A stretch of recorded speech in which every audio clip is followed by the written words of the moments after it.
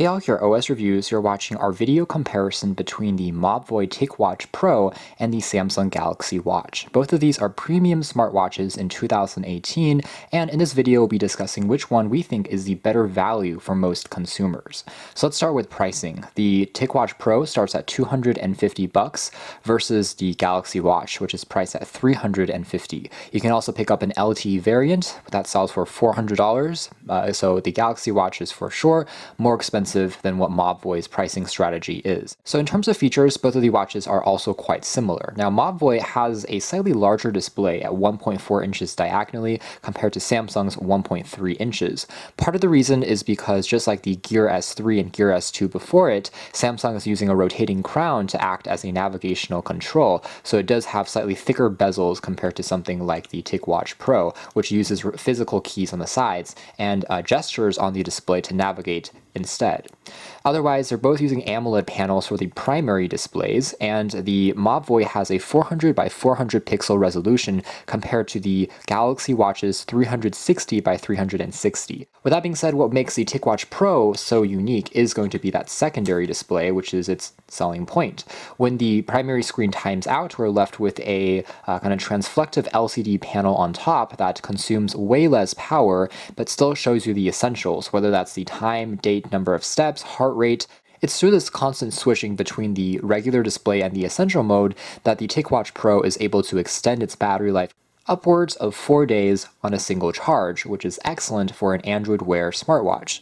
Compared to the Galaxy Watch here, which has a much more typical single AMOLED display, which will last you for about 2 to 3 days on a single charge, it's not quite to the same extent in terms of endurance as the TicWatch Pro. So again, in terms of battery endurance, the TicWatch Pro does have a slight edge over.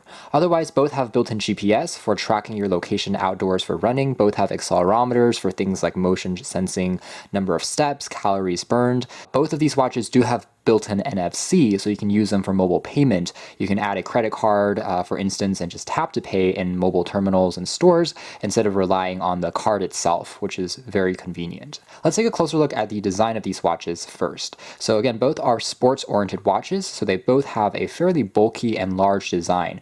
For people with petite wrists, that's something to keep in mind. Now, if we take a look at the construction quality from the sides here, they are fairly similar. On the Mobvoi, we are using aluminum on the rim and some polycarbonate plastic. Metal continues on the back, compared to Samsung, which has some metal on the sides, but plastic is used completely on the back. In terms of weight, the Galaxy Watch comes in at 63 grams compared to the 57 grams of the TicWatch Pro, so the TicWatch is ever so slightly lighter, which actually does help make it feel slightly more comfortable if you have smaller hands, if you're picking up the 46mm version of the Galaxy Watch. On the back, we can see the continuous heart rate monitors on both of these watches, and the TicWatch Pro's contact points, which are used for charging. Both of these watches are waterproof, although the Galaxy Watch does have a slightly higher rating, but both are perfectly acceptable to wear to the shower, under rain, under swimming conditions, and they will both survive just fine. In terms of the styling of the watch straps that comes included out of the box, I think that Mobvoi also has an advantage because it has this very unique hybrid watch strap that is made out of genuine leather on the top, but also rubber on the other side that makes it feel more comfortable and relieving on your skin. So it has a slightly more professional look to the outside compared to the Samsung, which just gives you a silicone band. Overall, I'd say the construction quality is really par on par.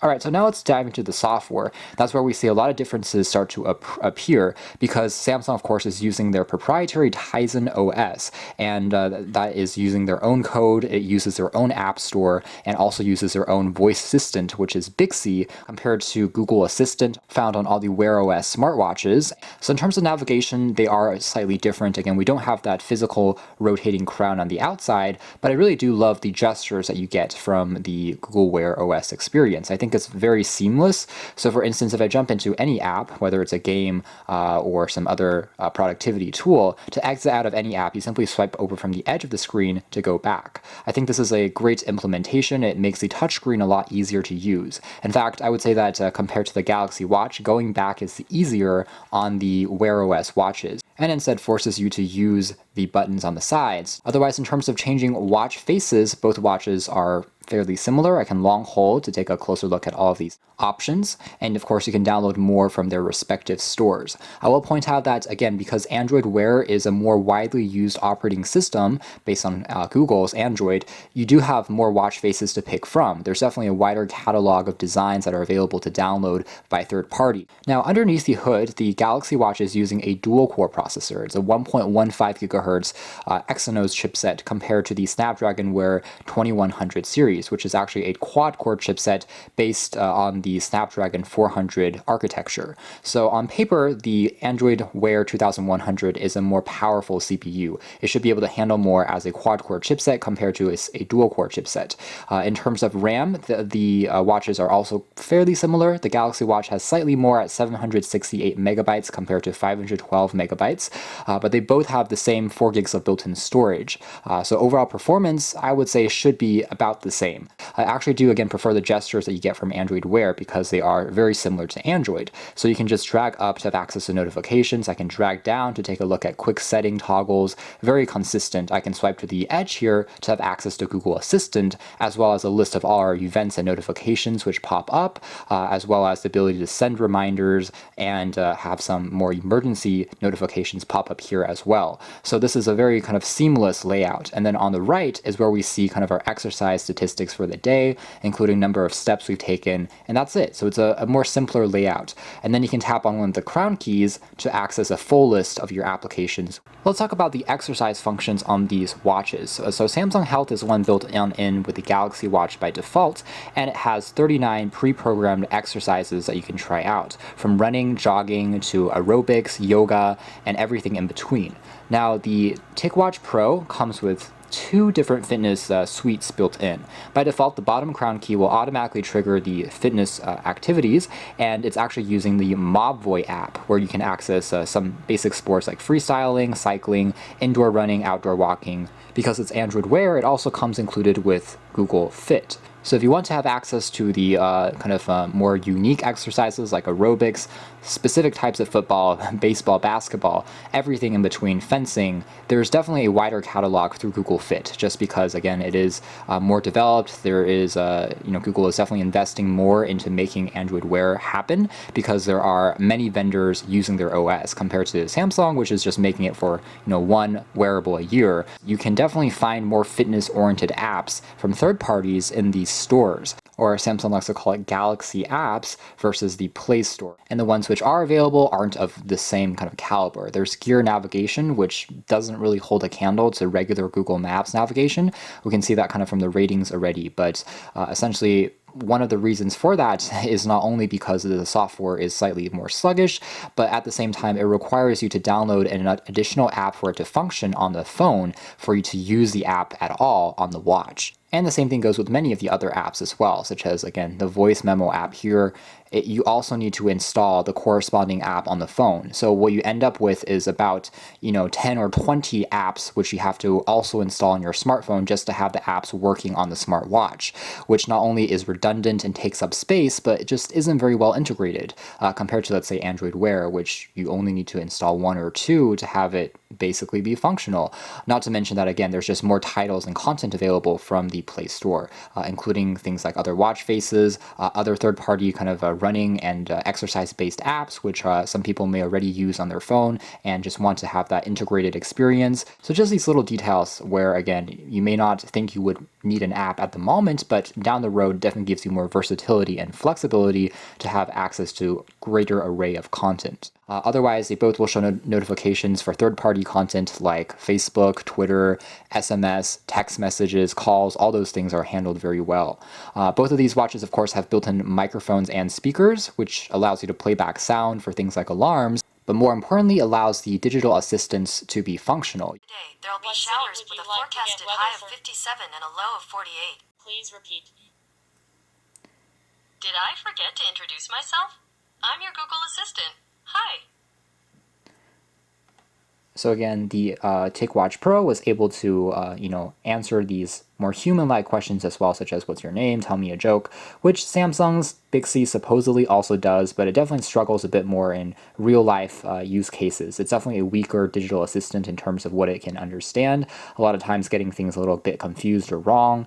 Alright, so one last thing to take a look at would be the compatibility with the software on the smartphone, which you can download both for Android and iOS. As a Wear OS watch, the TicWatch Pro is simply using the Google Wear OS application that you can download from the store. It will connect, you can change things like watch faces. If you want to, you can also install a Mobvoi app that is specific for tracking kind of the data through Mobvoi's third-party kind of fitness tracking tool that tells you things like a number of steps you've taken and their set of activities that you can look at. But of course, you can also use Google Fit and those other alternatives, and those are just automatically synced to your account. You don't need to really download any additional content to access those apps. Now, compared to the Galaxy Watch, which is using, again, Samsung's apps, including a Galaxy wearable app, if you observe in our unboxing of the Galaxy Watch, it required you to download this app, and afterwards you also need to download a plugin from the store as well for the app to work. As we discussed in the review of the Galaxy Watch, for whatever reason the app, even though it's still running in the background and it's pushing over updates and notifications successfully, it's unable to open without crashing every single time on this particular smartphone and also on another smartphone that I tried it with. So it seems like there are some inconsistencies with the app from the smartphone perspective, which is a little unfortunate. Furthermore, again, with all the apps that you would want to download from the Galaxy Watch, including, again, the memo pad, including other fitness tools, you have to download as separate apps on the phone as well, again, leaving you with lots of additional apps which you need to download on the phone just to have it work on the watch. So that's more or less our comparison of all the major points of differences between the Galaxy Watch and the Mobvoi TicWatch Pro. Overall, I would say that the TicWatch Pro is a better value, and I think for the average consumer that wants to spend a little bit less, also is using maybe a smartphone that isn't a Samsung device, I would say that this is the better experience, just because you will end up with a lot less redundant apps that you have to install on your phone. Although I definitely like Samsung and I really appreciate all the innovations and contributions they've made to the Android community over the past few years, I would argue that their brand recognition at the moment still isn't quite as to the extent as Apple, for instance. What I mean by that is, if you wear an Apple Watch, it almost becomes a status symbol in a sense, and so some people might justify paying a higher price. But if the Samsung Watch is priced at the same amount and it has a design which is more utilitarian, it's thicker, it's not quite as modernist looking, it becomes problematic when people associate that with a product that isn't quite as refined and elegant, but the pricing is equally as high. Granted, there's no denying that both of these are excellent wearables, and of course Samsung does have that very unique rotating crown, which in terms of easy navigation is still going to be, again, one of the best out there. But again, I do think the price point is a little high, considering that there isn't a huge leap for Samsung. So you can check out more details about both of these smartwatches in our respective reviews, which we covered more extensively. But for now, that's been our video. Thanks for watching here at OS Reviews. That's been a closer comparison between the Mobvoi TicWatch Pro and the Samsung Galaxy Watch.